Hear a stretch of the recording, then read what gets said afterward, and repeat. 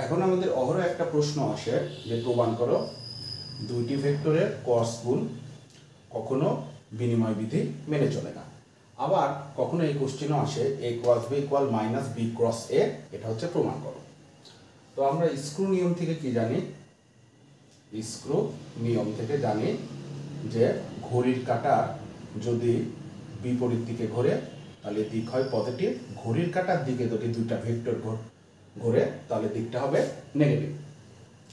তো আমরা যদি দেখি এ ক্রস বি, তার মানে একটা ভেক্টর এ আর একটা ভেক্টর বি এর দিকে যদি যায় এবং সেটা ঘড়ির কাঁটার বিপরীত দিকে, তাহলে ক্রস গুণনের শর্ত অনুযায়ী আমরা জানি যে দুই ভেক্টর যেদিকে যাবে ঠিক তার লম্ব দিকে একটি একক ভেক্টর ইটা হ্যাট হবে।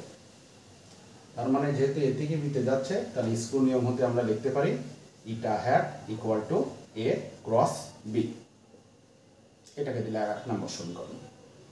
এবার বি ক্রসে, অর্থাৎ ভেক্টরটা বি থেকে এর দিকে যাচ্ছে, তাহলে এটাকে যদি আমরা বি ভেক্টর ধরি, এটাকে যদি আমরা এ ভেক্টর ধরি, তাহলে ঘড়ির কাঁটার দিকে যাচ্ছে, তাহলে লম্ব একক ভেক্টরটা কি হবে? যেদিকে যাচ্ছে ঠিক সেদিকে লম্ব হবে।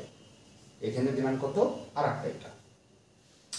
তো যেহেতু আগের অংশটাই ইটাটা হচ্ছে ঘড়ির কাঁটার বিপরীত দিকে ছিল জন্য পজিটিভ, এইবার ঘড়ির কাঁটার দিকে ঘুরতেছে জন্য এটা কত?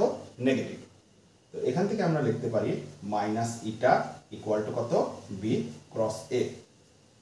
এবার ইটাটাকে যদি আমরা গণিতের নিয়মে ফ্রি করি, মাইনাসটা যদি ওই পাশে নেই তাহলে মাইনাস বি ক্রস এ। এখন আমরা 1 ও 2 নং সমীকরণ থেকে 1 সমান 2 হতে আমরা 1 নম্বরে দেখতেছি ইটার মান দেওয়া আছে কত? এ ক্রস বি। 2 নম্বরে দেখতেছি ইটার মান দেওয়া আছে মাইনাস বি ক্রস এ। তাহলে 1 সমান 2 থেকে আমরা অনায়াসে লিখতে পারি কি? A cross B equal minus B cross A.